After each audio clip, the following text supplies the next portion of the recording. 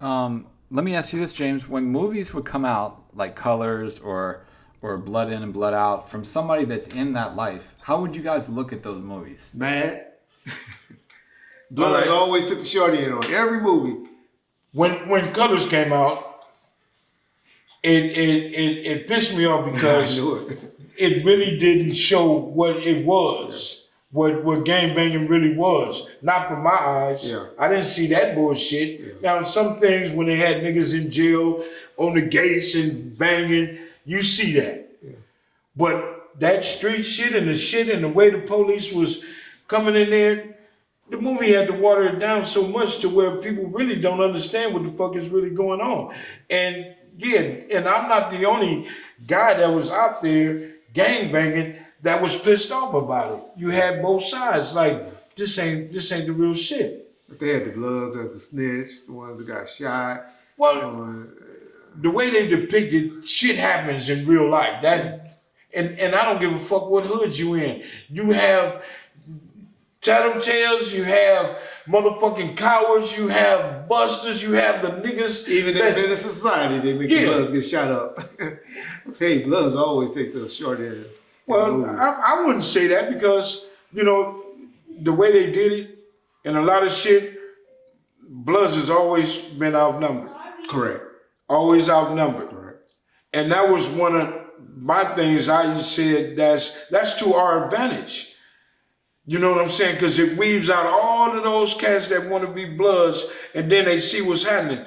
And everybody that listen to Bomb First gonna relate to this here. A lot of cats that was Bloods had converted over to be Crips because they knew the Bloods was outnumbered. So you wouldn't qualify to be this. Yeah. So it was a good thing that you went over the way you thought you could be more comfortable. Yeah. So to have that disadvantage only means you had to prove a little more than what that you had to. And that's one of the reasons why. And no disrespect to the Crips, because they got their reputables as well. Oh yeah, 100. Yeah. So you had to put on what I call a uniform. Yeah. My uniform consists of a P hat with IRU on it to say Paru. My jacket that said Blood Paru and CK on the back. You cannot mistake that as a non-gang member. And I had the baddest uniform on. What, a blue one? Goddamn. You was a cop. Yeah, But with that badge and that gun and that. But the power was what, y'all? That pen, I keep telling y'all, that's what put motherfuckers in the penitentiary. exactly. So all of that to say that, it was a privilege to be. You know what I'm saying? Yeah. Because a minority in the gang world. Yeah. It was a man.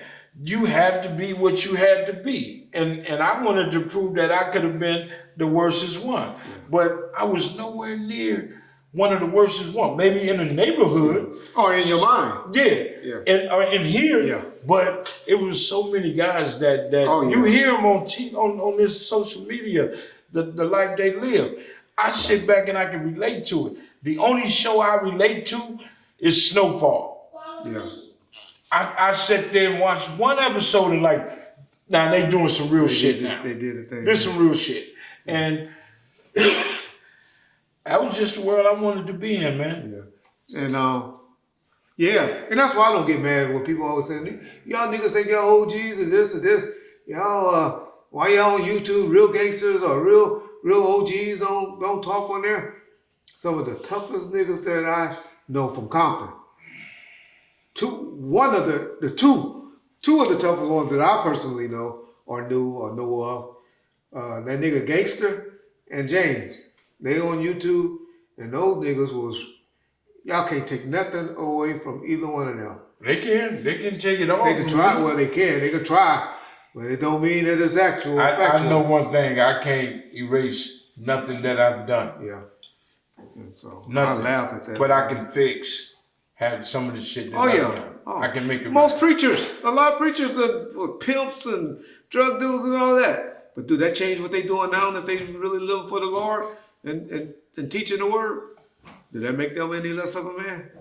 Or I really believed in that gang culture. I really believed that, the more violent you are, the more serious people will take you. I really believe that. And I got a heart. You know what I'm saying? Some motherfuckers got passes, what we used to call a pass. You with your wife, your kids, your mama, or whatever, you got a pass. If you get caught slipping, I'm gonna take advantage of that. And the other side and every other hood did the same thing. I did not believe in rat packing. I think that was the most cowardice shit to ever do. I did not believe in snatching purses from a lady. I think that's the most bullshit. There's other ways to get your money. I didn't do none of that shit. Yeah. I was a gang member. Yeah. I was banging. That's it. What would you tell the people now that say that game banging was stupid and y'all was stupid and all the negative stuff that they would have to say? What would your advice be? I would tell them when they hear it to listen to the person that actually telling them how they lived, because you yet to be in a situation such as mine, and you don't want to go down that path, because the only things that I'm saying to you is that this is what gangbanging led me to do or sung me to. A lot of these kids don't understand what gangbanging is. We got, and back in my days, little homies losing their lives. Top Dog was one of the first in the hood at 15. White Boy Glenn was the first one I knew. You remember White Boy Glenn got shot? Yeah, but Top Dog was, I'm talking about one of my little closest. You know what I'm saying? So, I try to tell them, you don't want to live, and this is the only reason why I talk, because you don't want to live the life me and so many others have lived. You don't want to go to prison and do 40 years. Pay attention to these kids in court crying after the judge done sentenced this 18-year-old boy to life. You'll never see street again.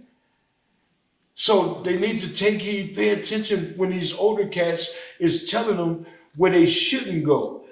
So understand that if I'm speaking, these older guys are trying to guide you to a better way of living life. And that's what all of these guys over 55, over 50 should be telling these kids.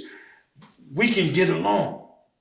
But we're not showing them that. We showing them we can't trust each other with money. We showing them that you ain't supposed to have no respect or no friends. You should treat everybody fucked up. That's not the way it's supposed to be. Yeah. If we ain't getting along just by this, we ain't no good. So I had to tell my nephew, I told Duty, I said, Duty, you in prison. Prison is different from street. Those guys get along because they got to watch each other ass in prison, meaning blacks, Bloods, and Crips. Oh, yeah. So you can't go in there with that attitude. Yeah. Uncle James, okay. The next time me and my sister talk to him, oh yeah, I'm good, Uncle James. Okay, somebody done got at him and talked to him. So, especially the federal system. The state system a little different, where the Blood and Crips can kind of be a little separate, a little, not. But in the federal system, man, they run the Mexicans, the border brother, or the Pisces, what they call them, run now. The white boys run their own clique, the blacks. Right. And then they call what they call they bunch all the other ones together. They call them it's the Islanders, but I forgot what they call them. But it's all the Asians and all of them. Right. They under one car. Right.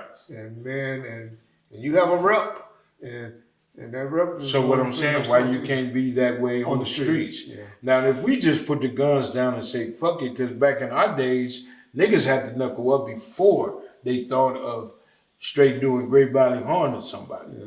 But then, in 80, when I said I was shot right here, I could have been gone. So I felt like, okay, the next time you try to get me, I'm gonna make sure I done got this and that and that and that before I'm get out of here. You got me. So I went ballistic. And my brothers followed suit. Yeah. You know what I'm saying? It wasn't just gonna happen freely.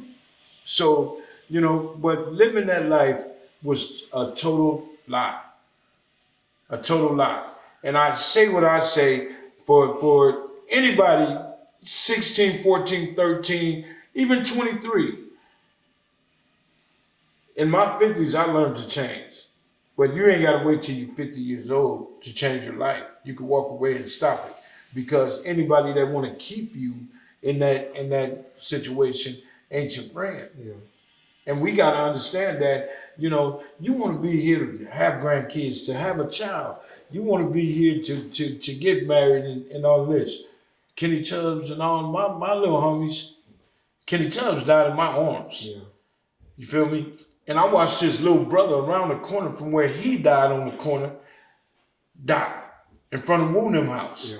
So you don't want to see that. You don't want to live that. You know what I'm saying? So, you know, take heed to what these cats are saying.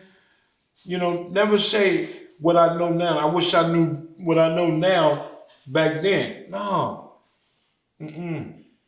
And we're gonna do an episode. I know we talk Yeah. about a lot of the negative people that not negative, or gang members or something like that that grew up with us. There's a lot of successful people that grew up over there as well. Gangbangers ain't all bad. I said that, and that's why I corrected myself when I said that. Gangbangers is just like regular goddamn people, just like the I- police, and I try to just correct like myself. everybody else. Everybody a goddamn gang. I agree now. And I thought I corrected myself. We just misunderstood.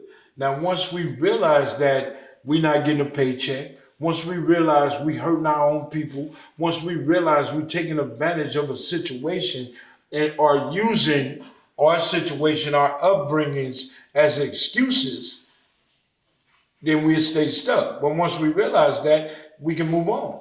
This how I grew up. This how I said, fuck that.